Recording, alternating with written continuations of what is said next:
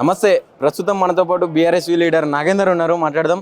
Brother చెప్పండి, ఎట్లా అనిపిస్తున్నది? కేసీఆర్ గారు చాలా కాలం తర్వాత బయటకు వచ్చారు, ఎట్లా అనిపిస్తా ఉన్నది? అని ఈరోజు కేసీఆర్ గారు చాలా కాలం తర్వాత బయటకు వచ్చింది. జనాలు కూడా కేసీఆర్ రావాలి, కేసీఆర్ రావాలి, కేసీఆర్ రావాలి అంటున్నారు. జనాలతో పాటు రేవంత్ రెడ్డి కూడా కోరుకున్నారు. రేవంత్ రెడ్డి ఎందుకు? రేవంత్ రెడ్డికి వస్తే రేవంత్ రెడ్డికే గణపం దింపుతాడు కేసీఆర్ సార్. అంటే రేవంత్ రెడ్డి కోరుకున్నాడు, రేవంత్ రెడ్డి కోరుకోవద్దురా బాబు. ఈ రాష్ట్ర ముఖ్యమంత్రి రాష్ట్ర ప్రయోజనాల గురించి ఆలోచించాలి, కానీ కేసీఆర్ రావాలంటే 9 సంవత్సరాలు పరిపాలించిండు. 9 సంవత్సరాలు రాష్ట్ర ప్రయోజనాల కోసం, రాష్ట్రంలో విద్యార్థి లోకానికి ఏం కావాలి, సబ్బండ వర్గాలకు ఏం కావాలి, రైతులకు ఏం కావాలి, వికలాంగులకు ఏం కావాలి, ప్రతి ఒక్క వర్గం గురించి ఆలోచించిన వ్యక్తి కేసీఆర్. నీకు అవకాశం ఇచ్చిళ్ళు ఎవరు? ఈరోజు తెలంగాణ ప్రజలు నీకు అవకాశం ఇచ్చిళ్ళు. ఆ అవకాశాన్ని సద్వినియోగం చేసుకొని ఈరోజు రాష్ట్ర ప్రయోజనాల కోసం కొట్లాడాలి. లేకుంటే ఢిల్లీలో నువ్వు బీజేపీకి వ్యతిరేకంగా బీజేపీకి వ్యతిరేకంగా కొట్లాడాలి. రాష్ట్రానికి రావాల్సిన నిధుల గురించి కొట్లాడాలి. ఈ రాష్ట్రం కదా ఇప్పుడు పెట్టుబడులు కూడా భారీగా తెచ్చిండు. మొన్న 1,80,000 కోట్ల పెట్టుబడులు తెచ్చిండు. బీఆర్ఎస్ అంత గత 10 సంవత్సరాలుగా ఎప్పుడు తేలేదు కదా అటువంటి పెట్టుబడి. అన్న, బీఆర్ఎస్ ఎన్ని పెట్టుబడులు తెచ్చింది, ఎన్ని పెట్టుబడులు తెలియదు అనేది రాష్ట్ర ప్రజలకు తెలుసు. లేకుంటే ఎన్ని ఐటీ కంపెనీలు తెచ్చిందని చెప్పేసి ఇక్కడ ఉన్న ఐటీ సెక్టార్లో పనిచేసే వాళ్ళకి ఎంప్లాయీస్ తెలుసు అన్న. నువ్వు పెట్టుబడులు తెచ్చినా అంటున్నావు. ట్విట్టర్ వేదికగా, నీ ఫేస్బుక్ హ్యాండిల్ వేదికగా మాత్రమే ఈ పెట్టుబడులు ఉంటున్నాయి కదా తప్ప ఈ రాష్ట్రానికి ఒక పెట్టుబడి రాలని ఇంతవరకు.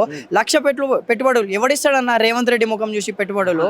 బ్రదర్, ఇప్పుడు ఒక రాష్ట్ర ముఖ్యమంత్రిని పట్టుకొని, అంటే ఆయన ముఖం చూసి కాదు, రాష్ట్రాన్ని చూసి అని ఇస్తారు కదా. రాష్ట్రం చూసి ఇవ్వాలి, కానీ రాష్ట్రంలో కేటీఆర్ లేడు కదా, రాష్ట్రంలో కేసీఆర్ లేడు కదా, రాష్ట్రంలో హరీష్ రావు గారు లేరు కదా. అంటే వీళ్ళు హరీష్ రావు, కేటీఆర్, కేసీఆర్ లేకుంటే పెట్టుబడులు రావంటారు రాష్ట్రానికి. 100% రావన్న రాష్ట్రానికి. ఇప్పుడు రేవంత్ రెడ్డి ఓటు కేసులో దొరికిన వ్యక్తి రేవంత్ రెడ్డి ఈ రాష్ట్రంలో నిరుద్యోగులకు సంవత్సరానికి 2 లక్షల ఉద్యోగాలు ఇస్తా అన్నాడు. వేసిండా?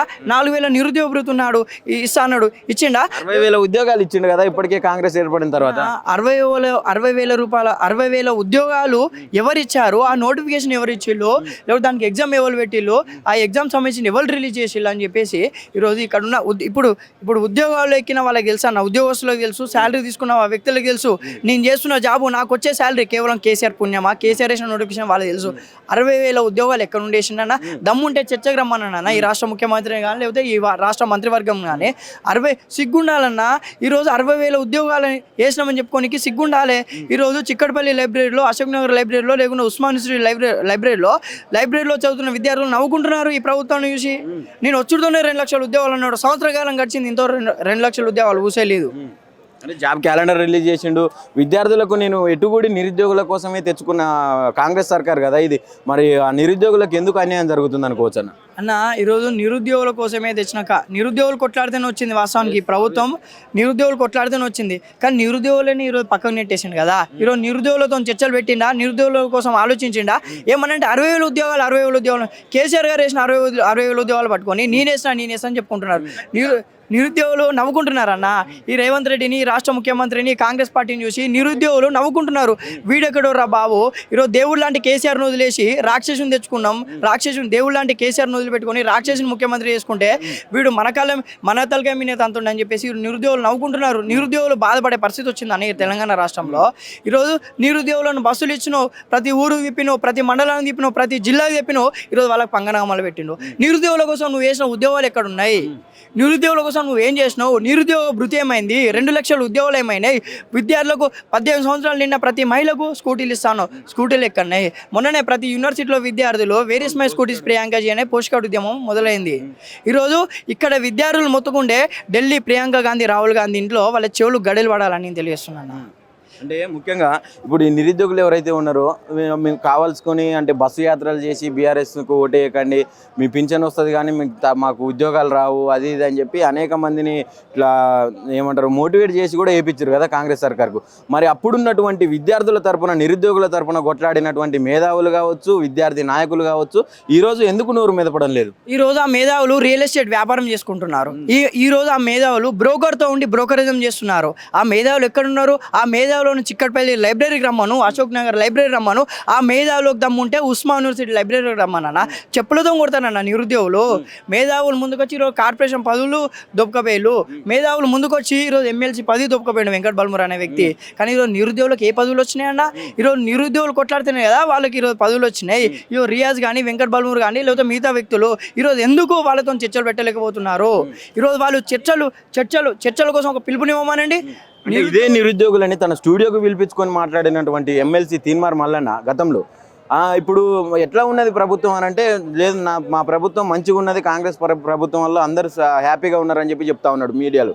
ఏం చెప్తారు మీరు దీని మీద? అన్న తీన్మార్ మల్లన్నకు మతి స్థిమితం కోల్పోయిండు. ఎందుకంటే తీన్మార్ మల్లన్న సర్పంచ్కే ఎక్కువ, కానీ ఈరోజు తీన్మార్ మల్లన్న నిరుద్యోగులు కూడా తర్వాత కూడా మోసపోయి తీన్మార్ మల్లన్న ఎమ్మెల్సీ చేసిల్లన్న. మళ్ళీ ఒకసారి స్టూడియోకి పిలిపించుకోమను. 100 మంది నిరుద్యోగులను ఉస్మాన్ యూనివర్సిటీలో లైబ్రరీలో చదువుతున్న విద్యార్థులను స్టూడియోకు పిలిపించుకొని వాళ్ళతో డిబేట్ పెట్టమని తీన్మార్ మల్లన్న దమ్ముంటే, లేకుంటే ఎవరైతే నల్గొండ ఈరోజు ఎమ్మెల్సీ ఓట్లేసిన నిరుద్యోగులతో విద్యార్థులతో మీటింగ్ పెట్టమని తీన్మార్ మల్లన్న ఎందుకు పెట్టలేకపోతున్నాడు, ఎందుకు ప్రశ్నించలేకపోతున్నాడు అంటే ఈరోజు ఏం మంచిగా ఉందన్న. ఈరోజు రోడ్ల మీదకి వస్తే చెప్పులతో కొడతారు. నిరుద్యోగుల గురించి ఉద్యోగుల గురించి మాట్లాడితే చెప్పులతో కొడతారు. ఈరోజు విద్యార్థులకు మొత్తం కలిసి ఈరోజు తీన్మార్ మల్లన్న కొట్టేసిన వ్యక్తులందరూ చెప్పులతో కొట్టే పరిస్థితి వస్తుంది. ఎందుకంటే నువ్వు ఇస్తా అన్న హామీలు ఏంది, నువ్వు చేస్తా అన్నది ఏంది, విద్యార్థి లోకానికి నువ్వు ఇచ్చిన ప్రామిస్లు ఏంది? రాహుల్ గాంధీ వస్తుంది, రాహుల్ గాంధీ ఎక్కడుండో రాహుల్ గాంధీ వచ్చి మీటింగ్ పెడతారు. ప్రియాంక గాంధీ వచ్చి స్కూటీలు ఇస్తాం, 4000 నిరుద్యోగ ప్రీతి ఇస్తాం, లేదు 2 లక్షల ఉద్యోగులు ఇస్తామని చెప్పేసి మబ్బే పెడతారు. ఇంతవరకు కూసేలేదు. చిక్కడపల్లి లైబ్రరీకి వచ్చి అశోక్ నగర్ లైబ్రరీలో నిరుద్యోగులతో కూర్చొని ఛాయ్ తాగకుండా మన ప్రభుత్వం వచ్చుతోనే 2 లక్షల ఉద్యోగాలు అన్నాడన్న. ఎక్కడ పోయినాయి ఈ 2 లక్షల ఉద్యోగాలు? ఎందుకు పట్టించుకోలేరు విద్యార్థులను, నిరుద్యోగులను ఎందుకు పట్టించుకోలేరు? లైబ్రరీలో చదువుతున్న వాళ్ళ కోసం మీకు కనబడతలేదా? ఇంటికాంచెల్లి 20-30 వేల ఈరోజు ఫీజులు కట్టి, ఇన్స్టిట్యూట్లలో ఫీజులు కట్టి చదువుతున్న విద్యార్థులకు ఇంతవరకు ఒక నోటిఫికేషన్ లేదు. అంటే ఈరోజు కేవలం ఇన్స్టిట్యూట్ల కోసమే పనిచేస్తుందని ప్రభుత్వం.